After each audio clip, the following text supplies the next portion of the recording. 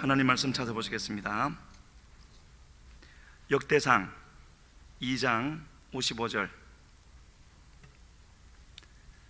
우리 함께 읽겠습니다. 야베스에 살던 서기관 종족 곧 디랏 종족과 시므앗 종족과 수갓 종족이니 이는 다 레갑 가문의 조상 함마색에서 나온 겐 종족이더라. 같이 시작을 못한 것 같아서 한 번만 더 같이 읽겠습니다.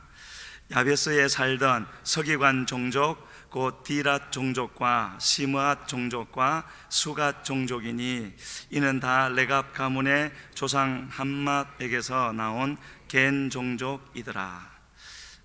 별 내용 없는 구절 같이 보이죠. 이전에는 저에게도 항상 그랬는데 이번에서야 주목하게 되었는데요.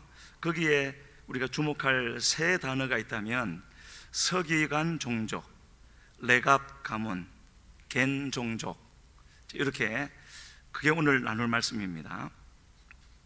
우리가 성경을 읽다가 족보가 나오게 되면은 그냥 그렇게 말은 안 해도 그냥 우리 저절로 마음에서 작동되는 것이 빨리 읽고 넘어가자, 눈으로 스르륵 이렇게 지나가게 되는 경우도 있죠. 그런데 우리가 성경을 이제 읽을 때, 그리고 성경이 어느 정도 전체적인 흐름을 알고 나서부터 이 성경 안에 믿음의 계보가 있다, 그리고 하나님은 그 계보를 따라서 역사하신다는 것을 인식하게 되면은 그때부터는 족보가 다르게 보이는 거죠.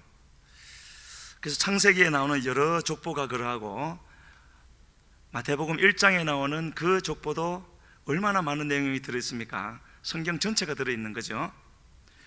그리고 오늘 나누려고 하는 이 역대상도 1장부터 6장까지는 족보가 나옵니다.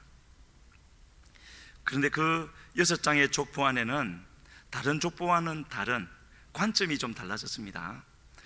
관점이 다른 그런 족보의 비밀이 여러 개가 나오는데 그 중에 오늘 하나를 이제 나누려고 하는 거고요. 지난주에 잠깐 나눴던 겐 족속, 오늘 본문에는 겐 종족, 그 말이죠. 겐 족속의 레갑 사람의 후손 잠깐 나눴었지 않습니까? 이제 그 사람들이 오늘 주인공입니다.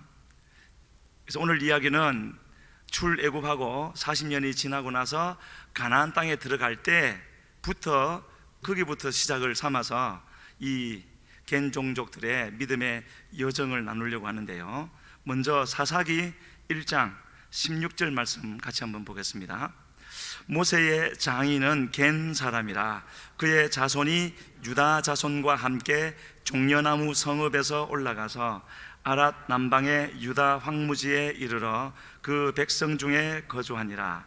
여기서도 뭐를 주목해야 되느냐면은 모세의 장인이 중요한 게 아니고 겐 사람, 겐 종족, 그것을 아셔야 되고, 그 사람들이 유다 자손들과 함께 종려나무 성읍 여리고죠, 여리고로 갔다가 거기에 머물지 않고 다시 유다 황무지로 나와서 거주했다라는 겁니다. 황무지로 나왔다라는 것. 이 모세의 장인이 속했던 겐 족속에 관한 기록은 이렇게 표현을 하고 싶습니다. 성경에 공개된 비밀이다. 공개되었지만 비밀이라는 것은 역설적이죠. 하지만 실제로 이제 그렇게 되어져 있고요.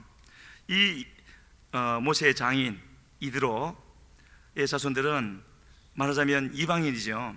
이방인이지만 이들은 그 중간에 어떤 과정을 거쳐서 유다의 자손들과 함께 지금 보았던 본문에 보면은 여리고까지 같이 갔다가 황무지, 유다에 속한 황무지로 와서 거주하게 되어졌는데, 하나님께서 이 겐 족속을 통해서 우리에게 어떤 메시지를 주시려고 하는가 하는 것을 우리가 알려면은 한 가지 질문을 우리가 스스로에게 한번 던져봐야 됩니다. 여기 나온 종려나무 성읍 여리고는 아주 비옥한 땅이거든요. 그런 비옥한 땅을 놔두고 왜 황무지로 갔는가 하는 건요, 그 이유를 우리가 이제 알아야 되는 것이죠. 마땅히 비옥한 땅에 있어야 되는데, 그래서 지금 여기서 사사기 1장에서 황무지로를 가기로 선택했던 이 사람들은 500~600년 후에 지난주에 나눴던 대로 이스라엘 예후, 아합이 죽고 예후로 넘어가는 그 시절에 또 한 번 황무지로 가는 선택을 하게 되는데, 그 흐름 속에 어떤 의미가 있는가 하는 것을 나누려고 하는 겁니다. 이 유다 지파는 야곱의 넷째 아들이죠. 하지만은 넷째 아들이었지만 메시아 언약, 유다 지파로부터 예수님이 오시니까 메시아 언약을 가진 지파였는데, 그 유다 지파에 갠 사람들이 편입을 했죠. 마치 갈렙, 거기는 에돔 사람이었고 그니스 족속이었는데 유다 지파에 편입을 했던 것처럼 이 갠 사람들도 유다 지파에 편입을 했습니다. 그리고는 황무지로 들어갔는데, 그들의 행적을 보면은 하나님이 오늘 우리에게 하나님이 찾으시는 사람들이 어떤 사람인가, 지난주에 말씀드렸던 주제로 말을 한다면은 남은 자가 누구인가 하는 것을 생각해 볼 수 있는 거죠. 그런데 조금 전에 보셨던 오늘 본문에 이 갠 사람들이 뜻밖의 장소에서 너무나 뜻밖의 모습으로 나타나고 있는 거죠. 읽을 때 혹시 느끼셨습니까? 본문 한 번만 더 띄워주십시오. 같이 한번 다시 읽겠습니다. 야베스에 살던 서기관 종족 곧 디랏 종족과 시므아 종족과 수갓 종족이니 이는 다 레갑 가문의 조상 함마색에서 나온 겐 종족이더라. 제일 충격적인 단어는요, 서기관 종족이라는 거죠. 서기관 그러면 뭐가 떠오르십니까? 예수님 시대의 서기관은 어떤 사람들이었죠? 성경을 필사하고 성경을 해석하고, 말하자면 이스라엘의 핵심 지도자들 아니겠습니까? 바리새인, 서기관, 사두개인, 그런 사람들이죠. 그 서기관하고 다른 의미가 아니고요, 같은 의미의 서기관입니다.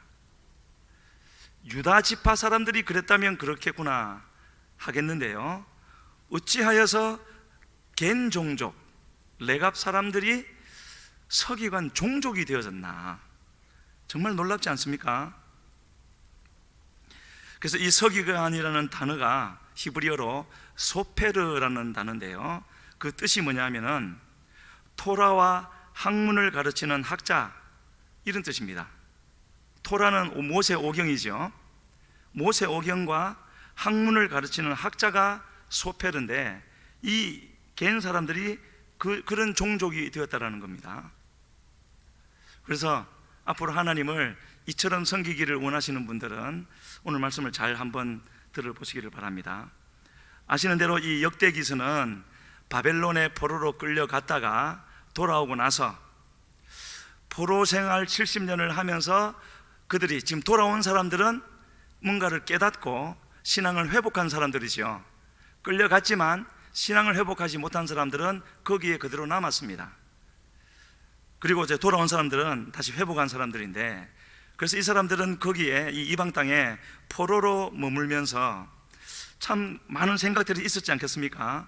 자기들이 그렇도록 경멸했던 이방인들, 또 그 이방인들의 우상, 그 지배 아래에서 70년을 종으로서 살았는데 얼마나 많은 생각들이 들었겠습니까? 자기들은 철떡같이 믿고 있었던 것이 영원하시고 가장 위대하시고 높으신 하나님의 선민이다. 그 어느 누구도 우리를 건드릴 수 없다. 그리고 하나님이 주신 성경이 있고 말씀이 있고 성전이 있다. 망하기는 뭐 망해? 라고 생각하고 있었지만 그들은 여지없이 망했고 포로로 끌려갔고, 그러면서 끌려가서 보니 그 이방 나라는 얼마나 거대하고 자기 나라하고는 비교가 안 되게 컸죠. 그 속에서 자기들이 가지고 있는 선민의식이라는 것이 어떤 의미였을까, 많은 고민을 했겠지 않겠습니까? 그래서 그러는 가운데 그들은 하나님의 인도하심을 받고 순종해서 답을 얻었죠. 그러니까 돌아왔겠죠.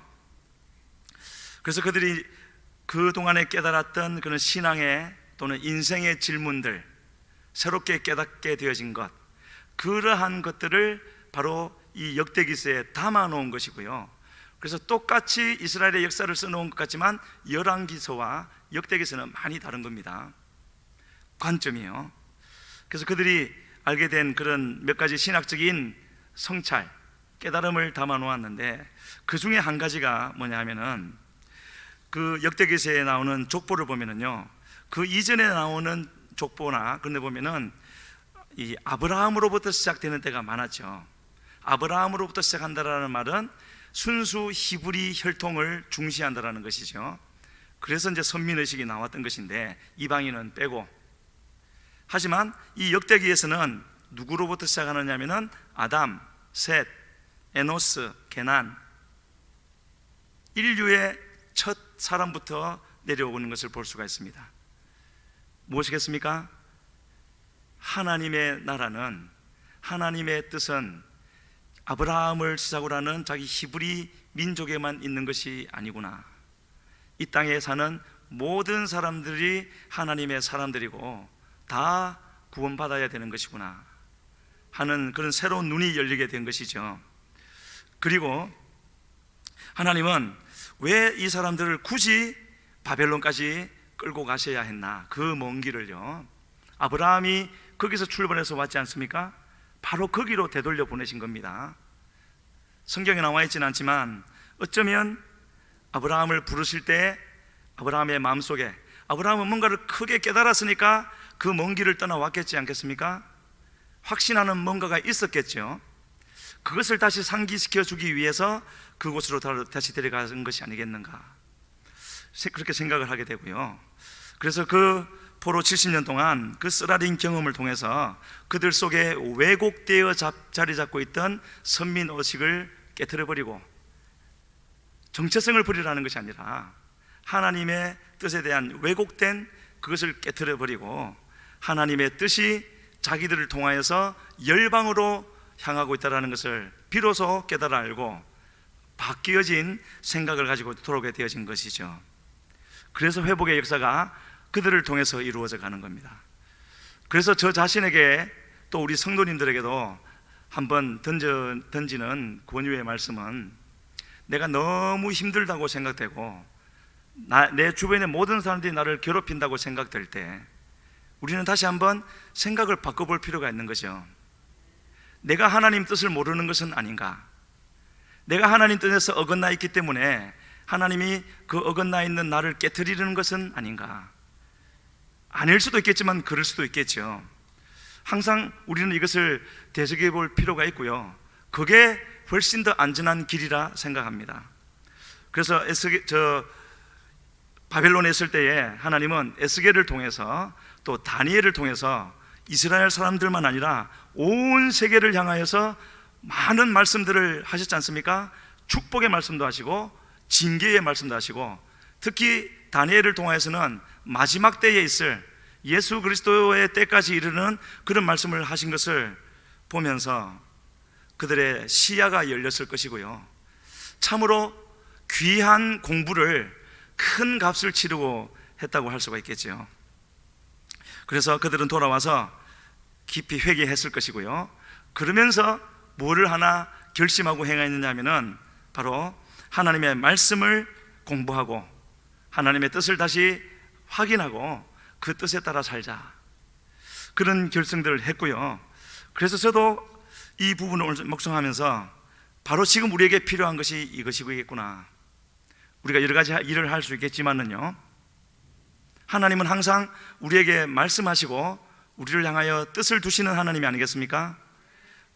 때로는 기도 가운데도 말씀하시고 찬양 가운데서도 말씀하시고 기도할 때 뭐 환상으로 이렇게 하시겠지만 가장 일반적이고도 보편적이고도 많은 경우에 하시는 것은 말씀을 통하여 하시는 것이죠. 그래서 우리는 바로 이러한 때에, 너무나 많은 일들이 일어나고 있는 이 때에 더 말씀에 힘을 써야 될 것이고요, 힘쓰는 것이 아니라 집중해야 되는 것이죠. 우리 아까 찬양 가운데 그런 거 있었죠. 나의 몸과 마음 주를 갈망하니. 마음이 주님을 갈망하는 것은 그렇다 할 수 있는데 몸이 주님을 갈망한다고요? 하나님의 은혜가, 하나님의 성령이 임하시면 우리의 영이 거듭나고 심령이 바뀌지만 우리의 몸, 이 땅도 회복되어지는 것이죠. 원래 하나님이 축복하셔서 만들었던 그 모습대로. 그렇지 못하기 때문에 자꾸 세상 것을 추구하게 되어지는 겁니다. 그래서 우리의 몸에도 있는 이 죄악의 독소들을 빼내야 되는 것이죠. 그래서 우리의 몸과 마음이 하나님을 갈망한다고 한 것이 아니겠는가 생각하고요. 그러한 하나님의 말씀에 집중하려고 할 때 그 일의 대표적인 사람이 우리가 잘 알고 있는 에스라죠. 그 사람을 가리켜 소개하기를 학사 겸 제사장이라고요. 이런 소개는 처음 있는 일이고 그 이유도 없죠. 학사 겸 제사장. 그래서 에스라 7장 6절과 10절을 우리 같이 한번 읽어보겠습니다. 이 에스라가 바벨론에서 올라왔으니 그는 이스라엘의 하나님 여호와께서 주신 모세의 율법에 익숙한 학자로서 그의 하나님 여호와의 도우심을 입음으로 왕에게 구하는 것은 다 받는 자이더니 10절 에스라가 여호와의 율법을 연구하여 준행하며 율례와 규례를 이스라엘에게 가르치기로 결심하였었더라. 6절에서 바벨론에서 올라왔다 그랬고 모세의 율법에 익숙한 학자라 그랬죠. 우리 모두가 이래야 되는 겁니다. 모세의 율법에 익숙한 사람, 하나님 말씀에 익숙한 사람. 그렇게 해서 어떻게 했다고요? 그가 바벨론에서 돌아와서 결심한 것이 여호와의 율법을 연구하여, 그 다음이 중요하죠. 준행하며. 알면 뭐 하겠습니까? 지켜야죠. 준행하며 율례와 규례를 이스라엘에게 가르치기로. 여기에 계신 모든 분들은 다 가르쳐야 될 분들이죠. 하나님을 믿고 구원을 받고 많은 은혜를 받았으면 내 옆에 있는 사람들에게 가르쳐야 됩니다. 꼭 목양 장로, 선교회장, 순장이 아니더라도 그런 분들은 말할 것도 없거니와 하나님의 구원을 받고 말씀을 아는 사람은 말씀을 가르쳐야 되는 거죠. 첫 번째로 삶을 통해서, 두 번째 물어오는 사람에게 가르쳐 줌으로. 그렇게 가르쳐 주어야 되는데, 그러려면 우리가 성경을 알아야 되는 것이고 안 그것을 준행해서 내 몸의 체화, 내 것으로 만드는 것이 있어야 되는 것이죠. 그래서 에스라는 그렇게 결심한 이유가 이스라엘이 70년 동안이나 포로로 끌려갔던 것은 다른 무엇 때문이 아니라 하나님의 말씀을 받아놓고도 그 말씀의 뜻을 깨닫지 못했기 때문에, 또는 깨달았어도 그 말씀을 순종하지 않았기 때문에 그 모든 일이 일어났다는 것을 분명히 깨달아 알게 되어졌던 것이고, 그래서 지금 우리가 보았던 것과 같이 그 말씀을 다시 연구하고 준행하여서 가르치기로. 그 말은, 그렇게 결심할 수 있다는 것은 하나님의 뜻을 알고 그 뜻에 따라 행하기만 하면은 그 나머지 모든 일은 하나님이 책임져 주신다는 것을 확실히 알았기 때문인 것이죠. 그런 믿음이 있으면 그렇게 할 수 있는 겁니다. 그렇게 하지 않는다는 말은 하나님의 뜻대로 행해도 하나님은 책임져 주지 않는다라고 생각하는 그 생각의 표현일 수가 있는 거죠. 그래서 이 서기관이 바로 그런 사람들입니다. 에스라가 바로 서기관이었고요. 그런데 그런 서기관이 바로 이방인이었던 레갑 사람들이었다고요. 정말 놀랍지 않습니까? 저는 말씀 주면서 놀랍다, 정말 놀랍다 이러고 있었는데, 조금 전에 우리 찬양할 때 어떤 부문이었나요? 아까 제가 기도할 때도 그 말을 했죠.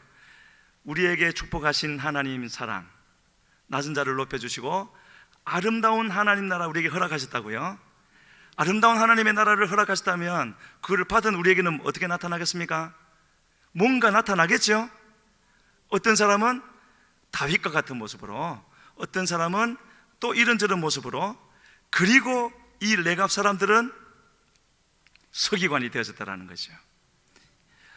그러면서 한 가지 같이 깨달아졌던 건요, 제가 왜 놀랍다 참으로 놀랍다 그러고 있었는지가 하나님께 죄송했던 것이, 하나님은 아브라함에게 그 출애굽의 약속을 주실 때부터 땅에 대한 약속을 분명하게 주셨습니다.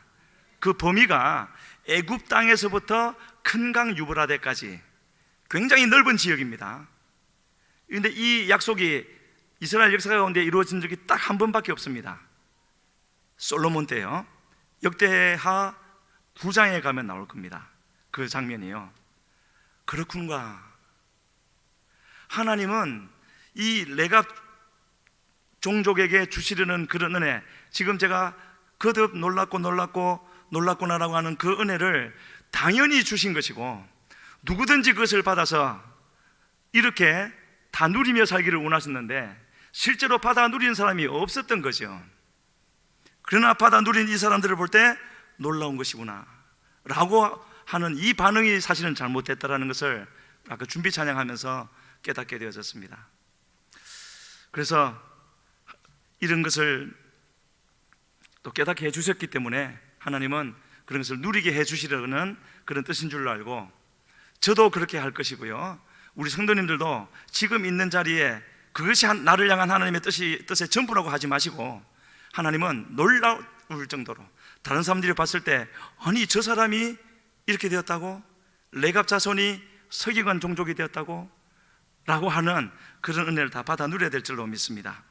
그래서 이 본문이 있는 역대기 2장을 보면은 처음에 유다 자손들 얘기를 쭉 하다가, 그리고 그 끝부분에 갈렙, 유다 지파에 편입된 두 부류를 말하고 있는 거죠. 갈렙 족속의 족보를 넣고, 그리고 맨 끝에 이 겐 족속에 대한 말이 55절에 나와 있는 겁니다.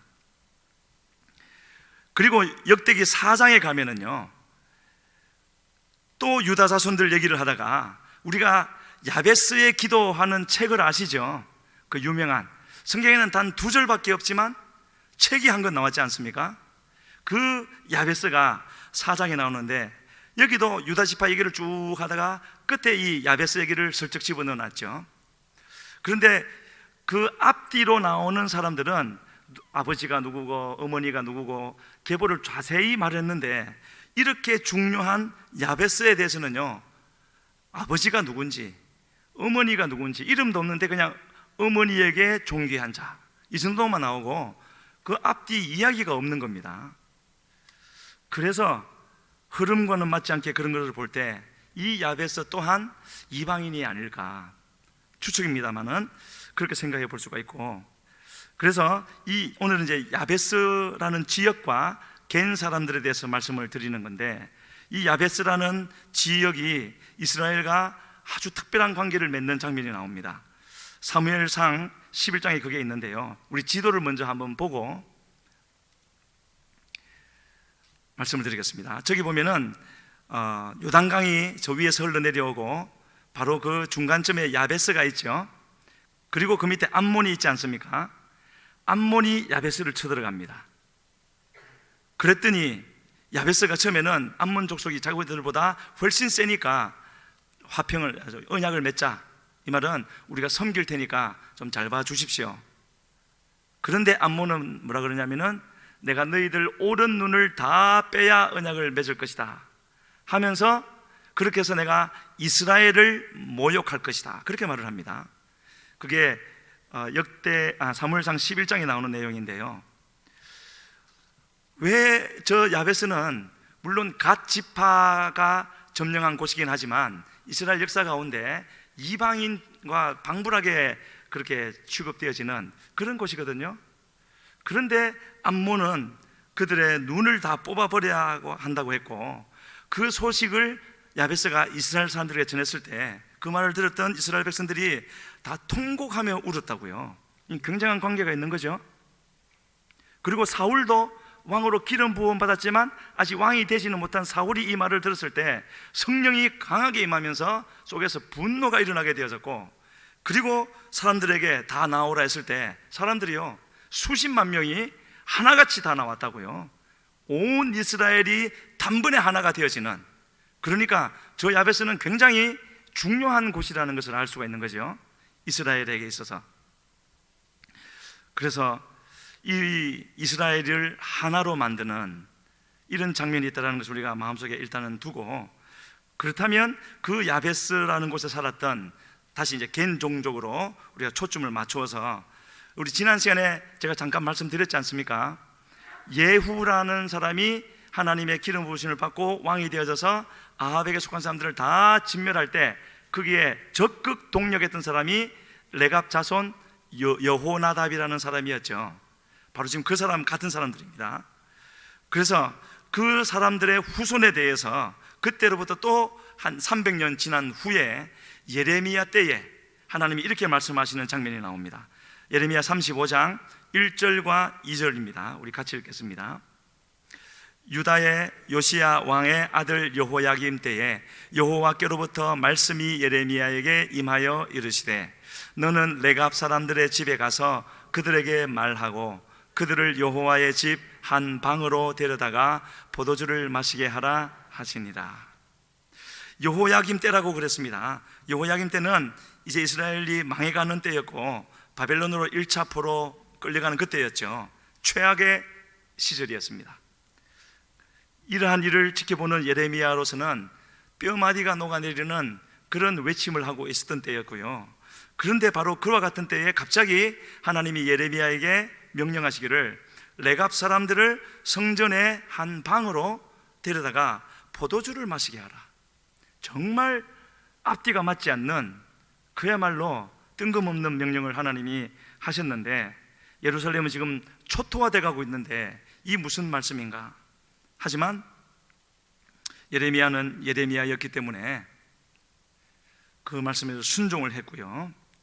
그리고 그들을 데려다가 하나님의 성전의 한 방에다 데려다 놓고 포도주를 놓고 마시라, 하나님이 마시라 하신다 했는데도 지금 우리가 말하는 레갑 사람들은 신앙이 아주 온전한 사람들 아니겠습니까?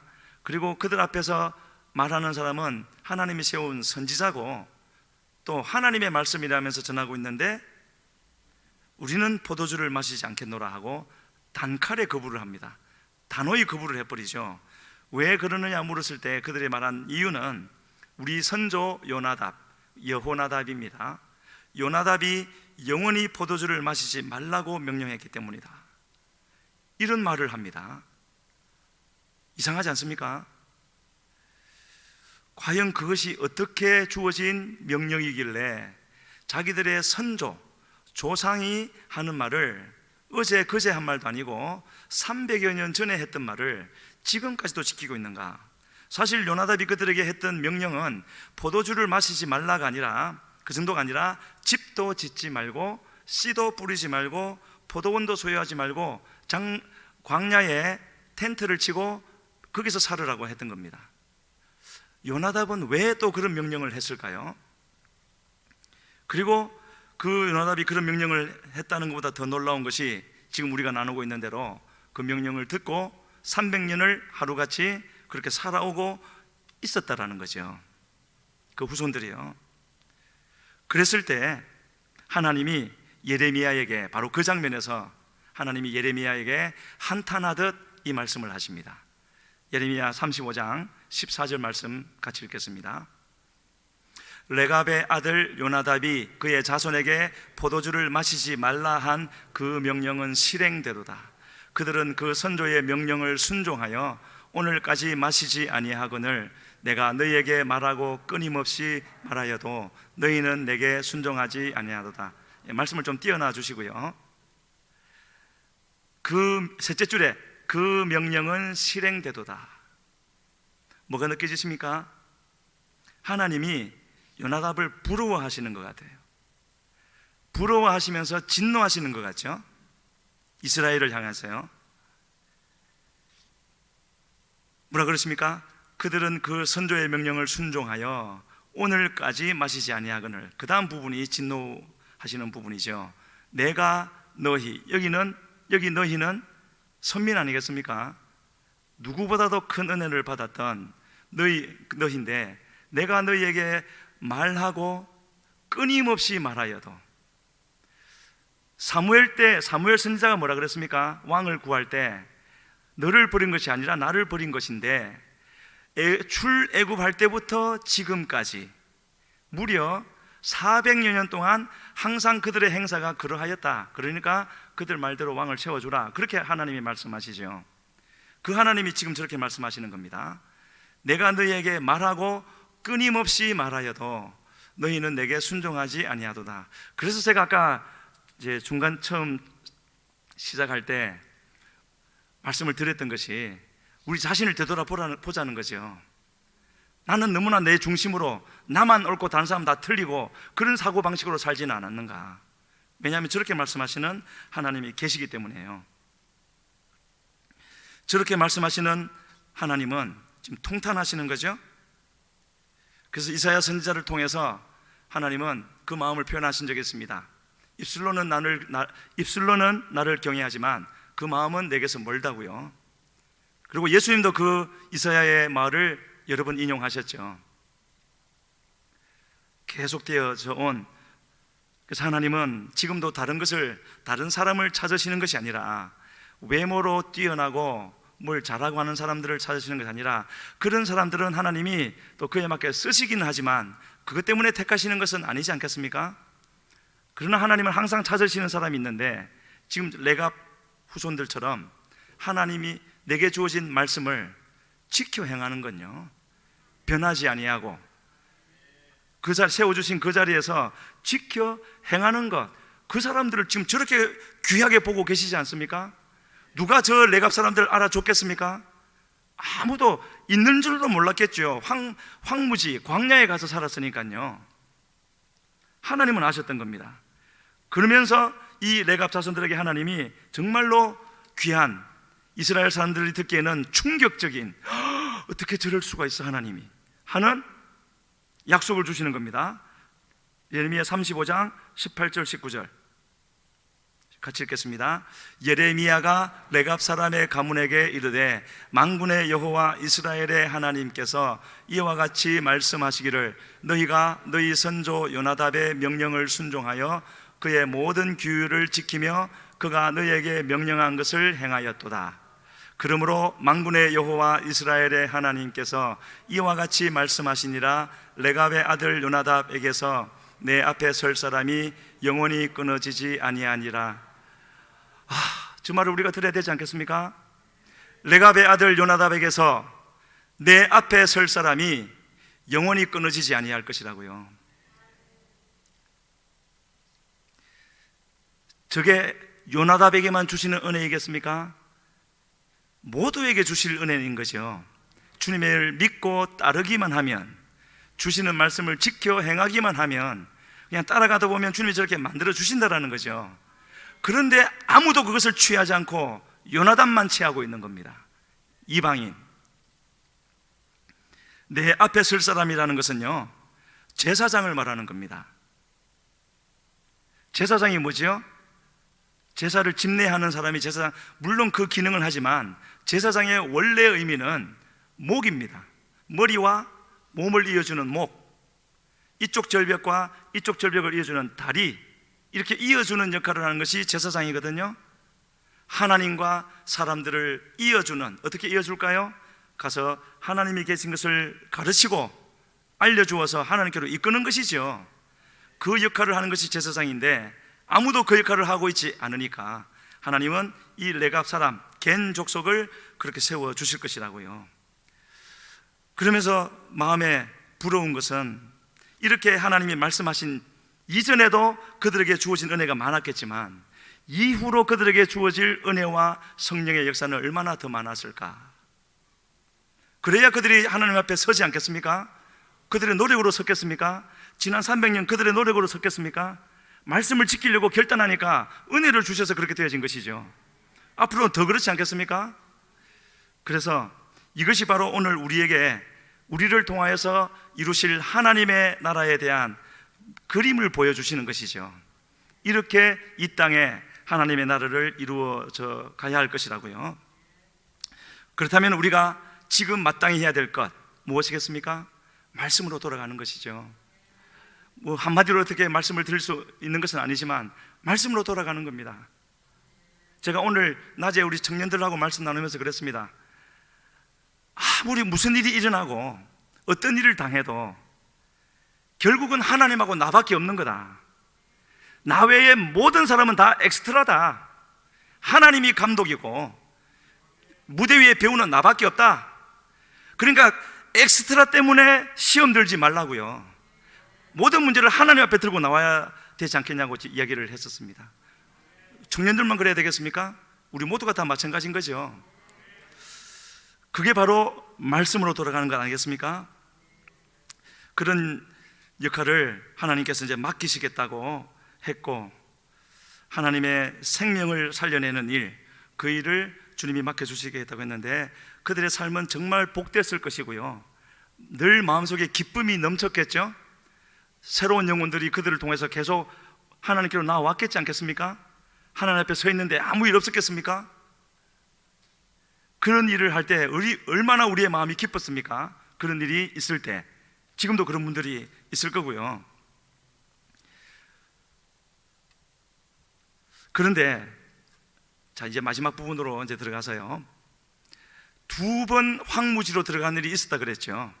처음 광야 40년을 마치고 가나안 땅에 들어갈 때 유다 지파를 따라다니다가 다시 황무지로 나왔고, 그리고 아합 때에 아합을 다 물리치고 나서 다시 황무지로 나오게 되었는데, 이 다시 2번째 황무지로 나올 때 무슨 일이 있었느냐 하면은, 이 여호나답이 같이 손을 잡고 하나님을 대적하는 바알의 세력들을 물리쳤던 그 첫 번째 사람 예후죠.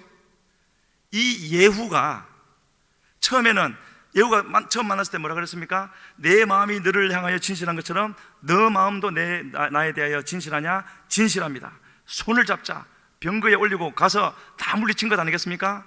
그렇게 하나님의 나라를 이룰 줄 알았는데, 이 예후도 왕이 되자마자 자기가 죽여버렸던 아합과 똑같이 돼버리는 겁니다.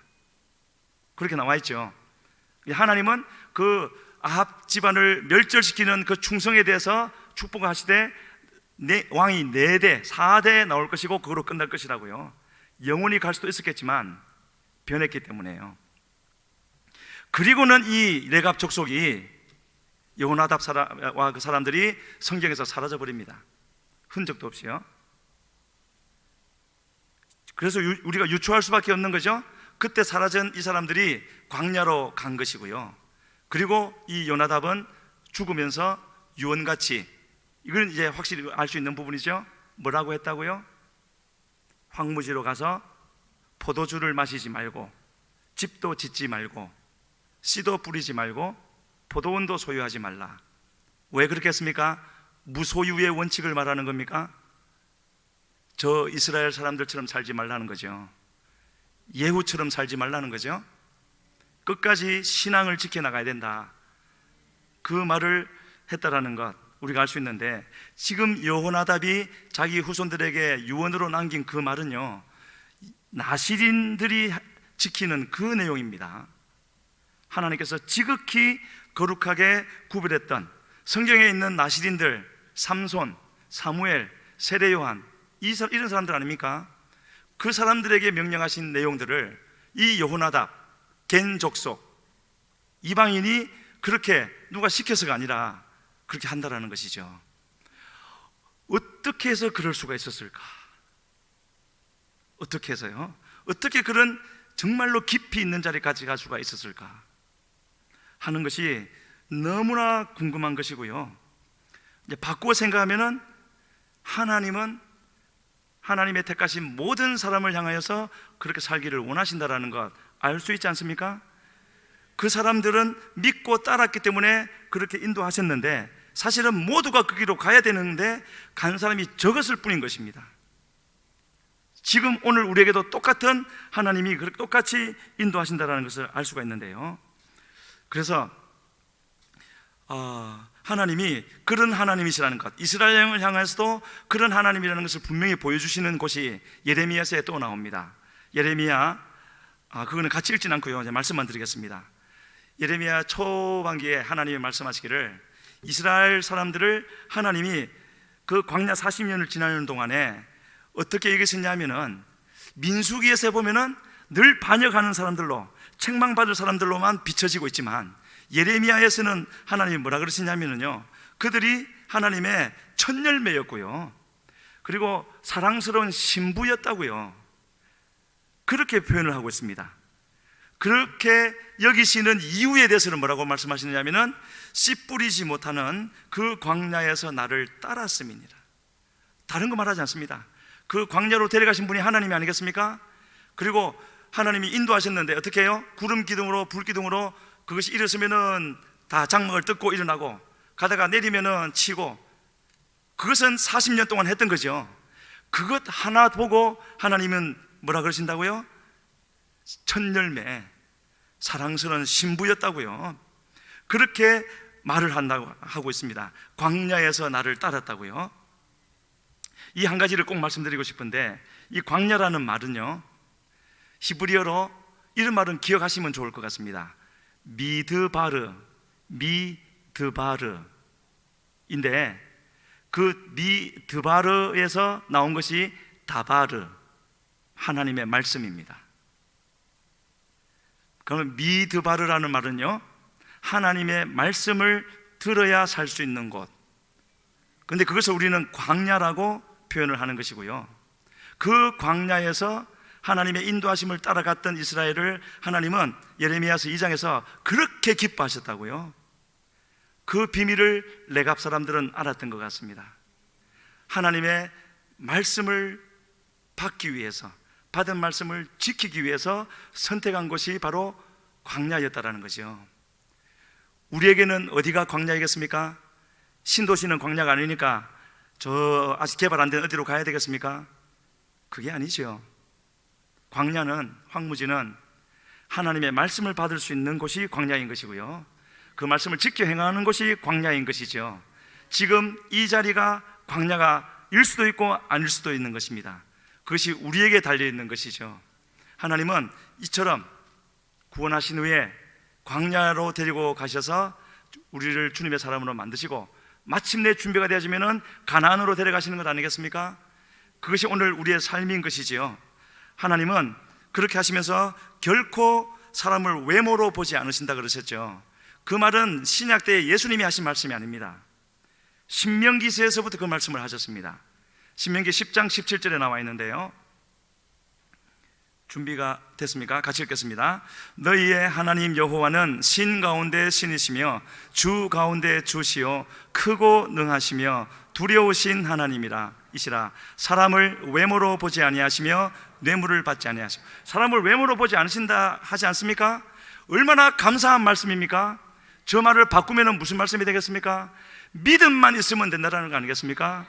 주시는 말씀을 믿고 따르기만 하면 된다는 거죠. 엑스트라가 달려들어도 무시하고 하나님만 바라보라는 것이죠. 무슨 어떤 일이 일어나도 무시하고 모든 것을 책임져 주실 하나님 바라보라는 것 아니겠습니까? 그렇게 했던 레갑 사람들은 저렇게 축복하고 있지 않습니까? 증거를 우리에게 보여주고 있지 않습니까? 엘리야조차도 어떻게 했습니까? 자기 혼자만 남은 줄 알았지만 하나님은 그렇지 않다고 하셨죠. 7,000명을 남겨두셨다고 하셨고, 그 7,000명 중에 레갑 사람들이 있었다는 거죠. 어떤 사람들요? 말씀만 붙잡는 사람들, 말씀에 순종하는 사람들요. 그래서 마지막 한 구절 읽고 말씀 이제 마치겠습니다. 하나님이 이렇게 인도하시는 분이라는 것을 분명히 보여주시는 말씀, 호세아서인데요, 호세아서 2장 14절로 17절 잘 한번 뜻을 생각하시면서 읽어보시기 바랍니다. 그러므로 보라, 내가 그를 타일러 거친 들로 데리고 가서 말로 위로하고, 거기서 비로소 그의 포도원을 그에게 주고 악을 골짜기로 소망의 문을 삼아 주리니, 그가 거기서 응대하기를 어렸을 때와 땅에서 올라오던 날과 같이 하리라. 여호와께서 이르시되 그 날에 내가 나를 내 남편이라 일컫고 다시는 내 바알이라 일컫지 아니하리라. 내가 바알들의 이름을 그의 입에서 제거하여 다시는 그의 이름을 기억하여 부르는 일이 없게 하리라. 14절 말씀부터 다시 한번 띄워주십시오. 14절에 보면은 뭐라 하십니까? 내가 그를 타일러서 어디로 데려간다고요? 거친 들로 데리고 가서 말로 위로한다고요. 광야로 데려가서 말씀을 주심으로 인도하신다라는 겁니다.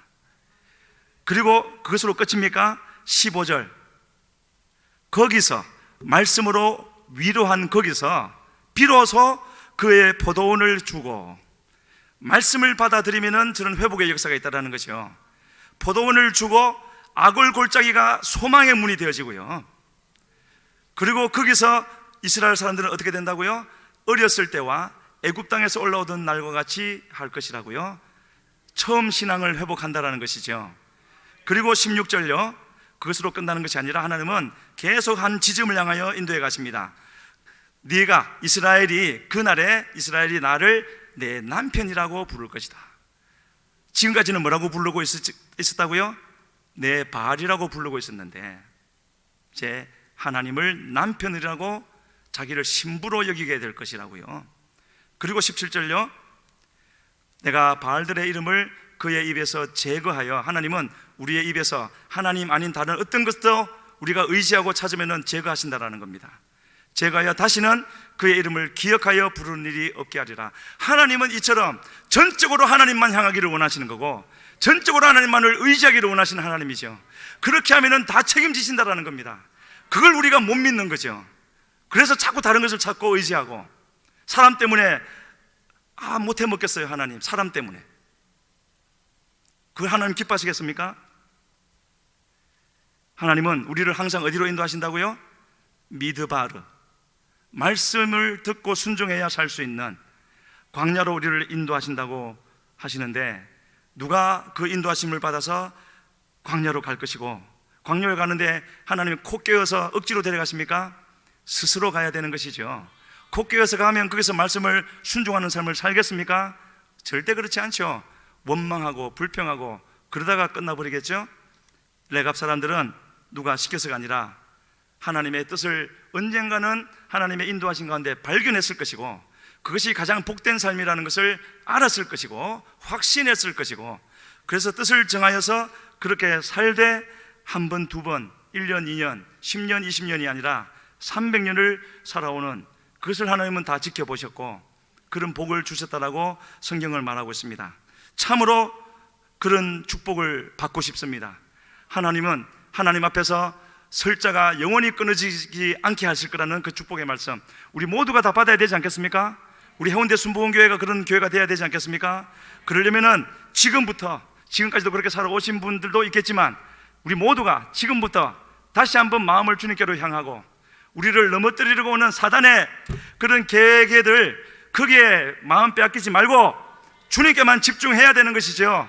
주님 외에 그런 일을 해줄 리가 또 있습니까? 오직 주님에게만 집중해야 되지 않겠습니까? 우리 시간에 같이 기도하겠습니다. 하나님, 나는 연약하여 할 수 없지만 주님이 지금 말씀하고 있는 이대로 주님만 바라보고 의지하고 주시는 그 말씀에 순종하기만 하면은 주님이 모든 것을 책임져 주시고 주님 앞에 설자가 끊이지 않을 것이라고 말씀하신 그대로 주여 내게도 이루어 주시어서 끝까지 주 앞에 이르게 하여 주시옵소서. 주여 부르시고 기도합니다. 주여, 주여. 살아계신 아버지 하나님, 살아계셔 역사하시는 나의 아버지 하나님, 아버지여 역사하여 주시옵소서. 주여 우리의 마음을 다 기울여 주여 아무것도 이 세상에 남기지 아니하고 오직 주님만 바라보며 나아가게 하여 주시어서 주여 역사하여 주시어서 하나님, 이 어둡고 온탁한 때에도 주님은 분명히 살아계셔 역사하시며 주여 주님을 온전히 믿고 다른 자를 찾고 계시며 그러한 자를 통하여 생명의 역사를 이루고 계시는 줄로 믿사오니 주여 우리가 그 사람 되게 하여 주시옵소서. 우리가 레갑 사람의 후손이 되게 하여 주시어서 아버지여 주의 말씀 안에 거하여 하나님 완전히 우리의 길을 끝까지 갈 수 있는 그와 같은 은혜를 다하여 주시옵소서. 다시 한번 기도합니다. 하나님, 우리 몸된 교회를 이와 같이 지난 40년을 지켜주셨으니 감사함을 드립니다. 더 큰 은혜가 필요한 때가 되어졌습니다. 더 큰 은혜를 부어주시옵소서. 목사님과 모든 일꾼들과 우리 성도들에게 주의 약속하신 성령으로 충만케 하여 주시어서 주여 주의 살아계심을 나타내는 주의 교회가 되게 하여 주시옵소서. 주여 부르시고 기도합니다. 주여, 주여 살아계신 아버지 하나님, 아버지여 결단하며 또 결단하여 주를 위하여 살고자 하는 마음을 허락하여 주시고 아버지여 주님이 허락하신 그 모든 것 하나도 빠뜨리지 않고 나보다 우리의 삶의 체험으로 하나님의 높고 위대하심을 나타내며